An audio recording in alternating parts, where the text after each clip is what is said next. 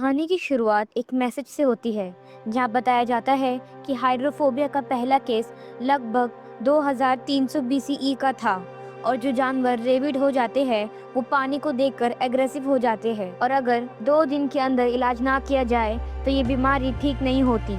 इसके बाद scene shift होता है और हम एक डॉक्टर को देखते हैं जिसका नाम लैम्बर्ट होता है जो किसी बैन को ढूंढ रहा होता है। जब वो उस जगह पहुंचता है तो पता चलता है कि बैन कोई इंसान नहीं बल्कि एक चिंपैंजी है। डॉक्टर उसे शांत करने की कोशिश करता है लेकिन अचानक बैन वायलेंट हो जाता है और उस पर हमला कर देता है। यहाँ से फिल्म एक शॉकिंग नोट पर शुरू होती है और फिर हमें 36 घंटे पहले का वक्त दिखाया जाता है ताकि समझ आए कि ये सब हुआ कैसे। अब हम एक एरोप्लेन के अंदर लूसी नाम की लड़की को देखते हैं जो अपनी फ्रेंड के साथ अपने रिमोट हाउस जा रही होती है। घर पहुंचने के बाद लूसी अपने फादर से मिलती है जो एक नोबेल प्राइज विनर साइंटिस्ट है, लेकिन वो बोल नहीं सकते, इसीलिए लूसी उनसे साइन लैंग्वेज में बात करती है। उनके फादर पूछते हैं एग्जाम्स कैसे गए और लूसी बताती है कि सब अच्छा रहा। फिर वो उसके रिलेशनशिप के बारे में पूछते हैं जिससे पता चलता है कि उसका ब्रेकअप हो चुका है। इसके बाद लूसी अपनी बहन एरिन से मिलने जाती है जो उससे नाराज होती है क्योंकि लूसी काफी दिनों से घर नहीं आई थी।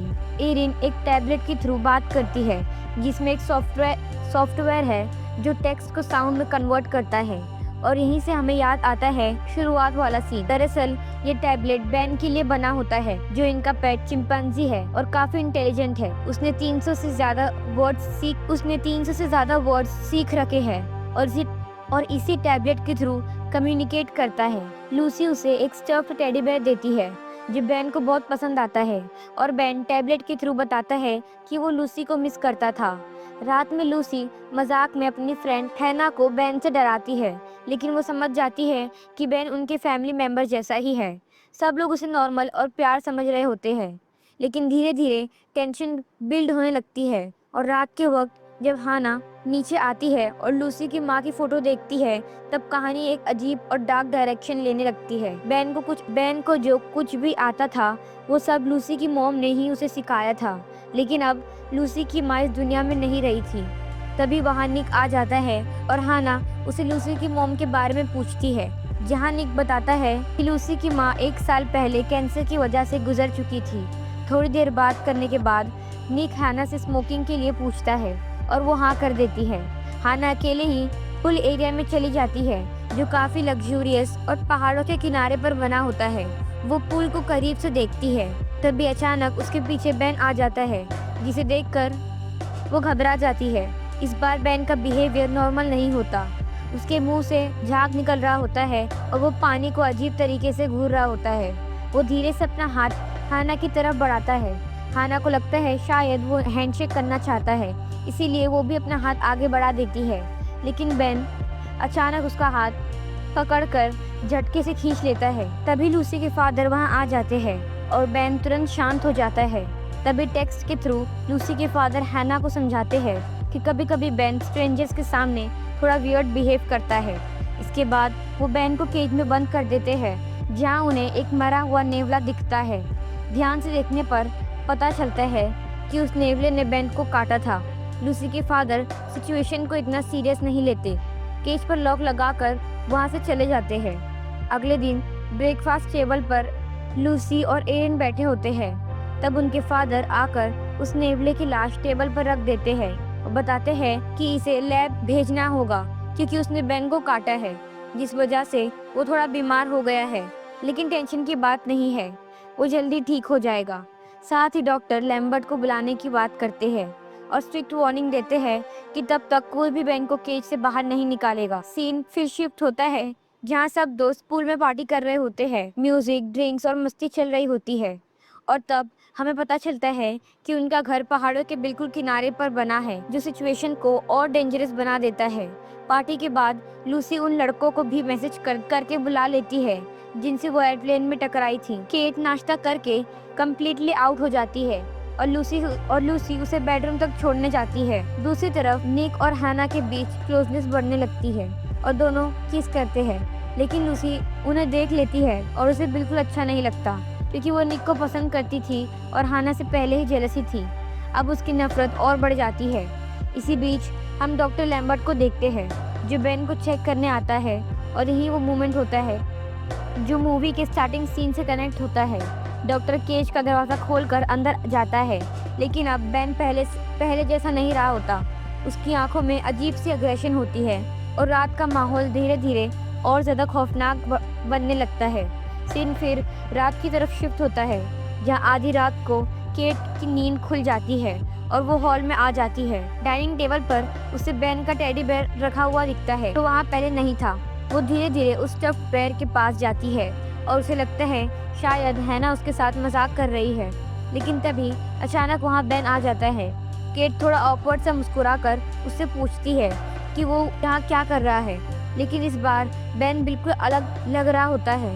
उसके मुंह से फिर से झाग निकल रहा होता है, उसकी आंखें लाल और अग्रेसिव सी लग रही होती है। केट उसे शांत करने की कोशिश करती है, लेकिन बेन अजीब तरीके से उस पर घुराने लगता है। ये देखकर केट डर के मारे तुरंत रूम के बाहर निकलकर दरवाजा बंद कर लेती है और जोर जोर से लूसी को आवाज लगाती है। लूसी नीचे आती है और केट उसे बताती है कि बेन के साथ कुछ सीरियसली गलत है। लूसी दरवाजा खोलकर बेन को ढूंढने लगती है और दोनों हैरान होते हैं कि वो केज से बाहर कैसे आया।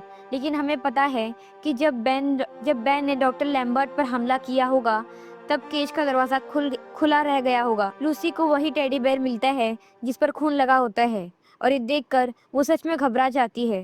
केट इंसिस्ट करती है कि बेन उस पर अटैक करने वाला था, लेकिन एरिन आकर कहती है कि बेन ऐसा नहीं कर सकता। इसी बीच उन्हें पूल की तरफ से हाना की चीख सुनाई देती है और सब लोग भागते हुए वहां पहुंच जाते हैं। टेंशन और बढ़ जाती है। निक जल्दी से उस खून लगे टॉय को खाई में फेंक देता है ताकि सिचुएशन और ना बिगड़े। लूसी बेन को शांत करने की कोशिश करती है, लेकिन जब निक आगे बढ़कर उसे बांधने की कोशिश करता है बेन और अग्रेसिव हो जाता है। जैसे उसे समझ आ गया हो कि वो उसे कंट्रोल करना चाहते हैं। लूसी रस्सी लेकर खुद बेन को बांधने लगती है, लेकिन बेन निक को जोर से धक्का दे देता है और वो गिर जाता है। तभी एरिन वहां आकर कहती है कि उन्हें तुरंत डॉक्टर लैम्बर्ट को कॉल करना चाहिए, लेकिन लूसी का फ़ोन ऊपर रह गया होता है। जब केट फ़ोन मिलाती है तो उन्हें फ़ोन की रिंग घर के अंदर से सुनाई देती है, जो सिचुएशन को और कंफ्यूजिंग बना देती है। हाना घबरा कर पूछती है कि क्या उनके पास कोई पिस्तौल या गन नहीं है, जिस पर लूसी उस पर चिल्ला पड़ती है, लेकिन हाना सीधा कहती है कि बेन अब पागल हो चुका है और रेबिट जानवर को जिंदा छोड़ना गलत होगा। ये सुनकर लूसी उसे ताना मार देती है कि उसे यहाँ बुलाया ही किसने था। इसी बीच एरिन बेन को कंसोल करने के लिए आगे बढ़ती है, लेकिन ये सबसे बड़ी गलती साबित होती है क्योंकि बेन अचानक उसकी थाई पर जोर से काट लेता है और गहरा जख्म दे देता है। एरिन डर से चीख उठती है और अब सबको समझ आ जाता है कि सिचुएशन कंट्रोल से बाहर हो चुकी है। तब निक सबको स्विमिंग पूल एरिया की तरफ हटने को कहता है ताकि वो थोड़ा डिस्टेंस बना सके, लेकिन असली खौफ अभी बस शुरू हुआ था। सब लोग स्विमिंग पूल में जंप कर जाते हैं, लेकिन बेन को रेबिस की वजह से हाइड्रोफोबिया हो चुका था, इसीलिए वो पानी में नहीं आ पाता। तब सबको समझ आ जाता है कि वो इन्फेक्टेड है। दूसरी तरफ एरिन का वाउंड काफी गहरा था। निक अपना कपड़ा उसके पैर पर बांधने को बोलता है, लेकिन एरिन डर जाती है कि अगर बेन रेबीज से इन्फेक्टेड है तो शायद वो खुद भी इन्फेक्टेड हो चुकी है और उसे तुरंत हॉस्पिटल जाना पड़ेगा। प्रॉब्लम ये थी कि बेन वहीं जमकर खड़ा था, तो उसे कैसे ले जाए ये सब सोच रहे थे। वो लोग हेल्प के लिए चिल्लाते हैं, लेकिन वहाँ सुनने वाला कोई नहीं होता। बेन उन्हें डराते हुए खाई के कोने में बैठ जाता है। निक हिम्मत करके उसको धक्का देने को आगे बढ़ता है और नीचे गिरा देता है, लेकिन उसे पता नहीं होता कि बेन नीचे ही लटका हुआ था। बेन तुरंत निक का हाथ पकड़ लेता है और उसे ही नीचे गिरा देता है, जिससे निक की वहाँ पर इंस्टेंट डेथ हो जाती है। ये देखकर सब शॉक में रह जाते हैं। इसके बाद बेन गुस्से में उनके सामने खड़ा हो जाता है, लेकिन पानी में आने की हिम्मत उसमें भी नहीं होती। इस बार समझदारी दिखाते हुए वो खाई से थोड़ा दूर हट जाता है। इसी बीच लूसी को एक एयर फ्लोट दिखता है। वो धीरे धीरे बाहर निकलकर उसे लेने जाती है। बेन उसे देख लेता है, लेकिन कुछ नहीं करता। लूसी फ्लोट लेकर पुल में वापस आ जाती है और वहीं केट का फ़ोन भी पड़ा होता है।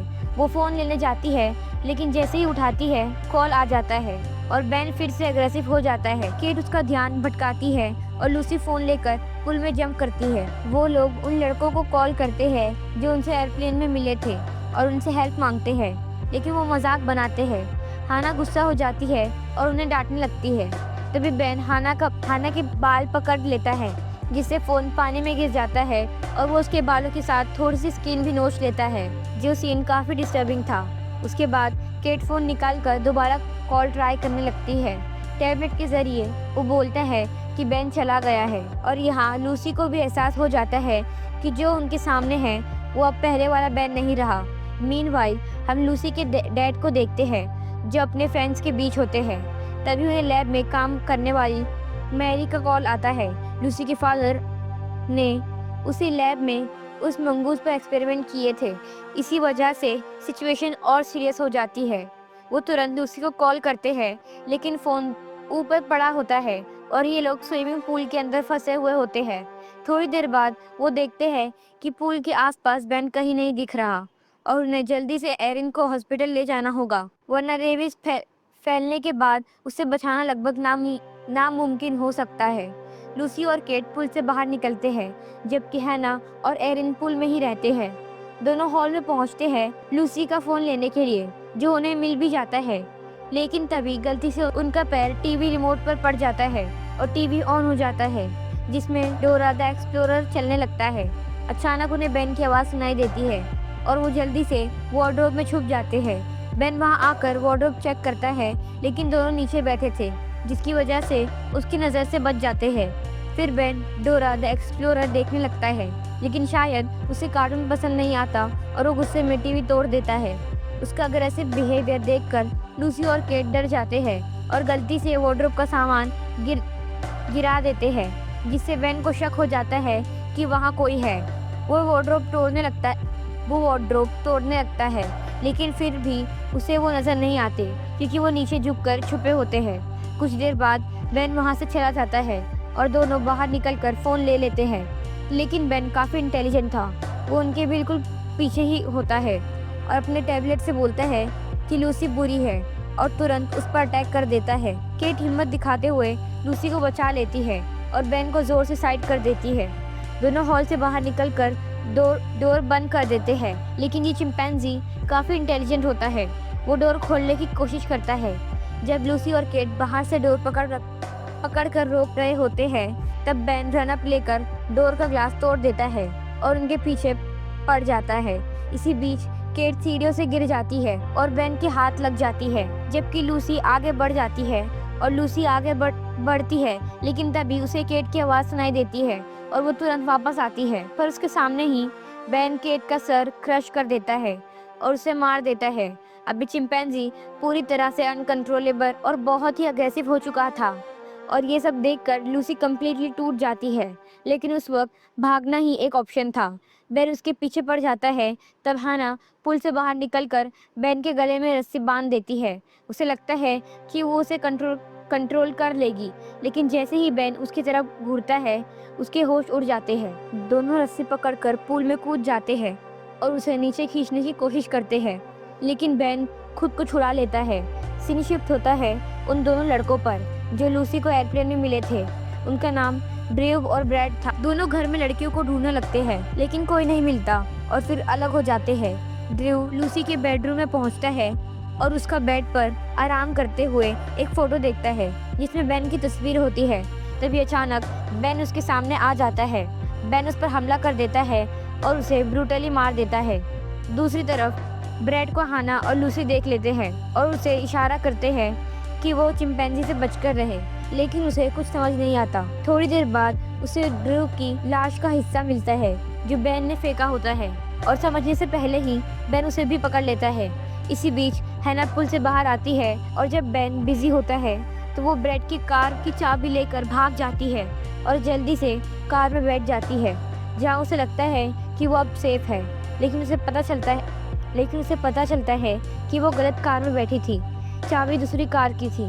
जैसे ही वो बाहर निकलने लगती है, बेन सामने आ जाता है और डर के मारे वो दोबारा कार के अंदर घुस जाती है।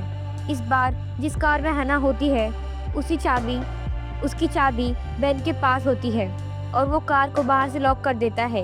ये चिंपैंजी काफ़ी इंटेलिजेंट था। मौका देखकर हैना पुलिस को कॉल करने लगती है, लेकिन उसे पता नहीं होता कि बेन कार के अंदर आ चुका है और वो उस पर पीछे से हमला कर देता है। कहानी यही खत्म नहीं होती, क्योंकि ये स्टोरी एक रियल इंसिडेंट से इंस्पायर्ड बताई जाती है, जहाँ किसी ने चिंपांजी पाला हुआ था और एक दिन अचानक वो वायलेंट हो जाता है। उसका ओनर, जिसका चेहरा उसने बहुत ही बुरी तरह से नोच दिया था, लगभग 80% फेस डिस्ट्रॉय हो गया था।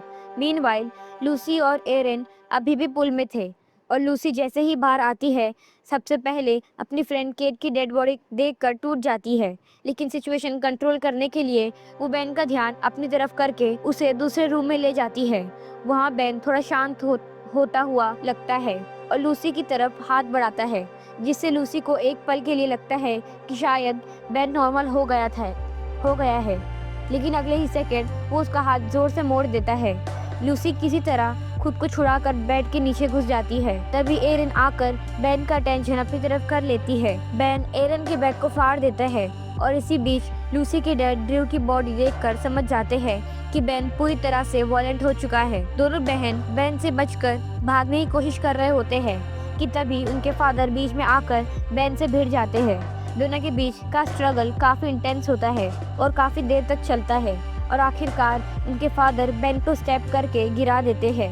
तीनों एक पल के लिए रिलीफ फील करते हैं और गले मिलते हैं और यहाँ क्लियर मैसेज मिलता है कि वाइल्ड एनिमल्स को घर में रखना कितना डेंजरस हो सकता है। लेकिन शॉकिंगली बेन दोबारा खड़ा हो जाता है और फिर से उन पर अटैक करने दौड़ता है, जैसे वो किसी ज़ॉम्बी जैसा हो गया हो।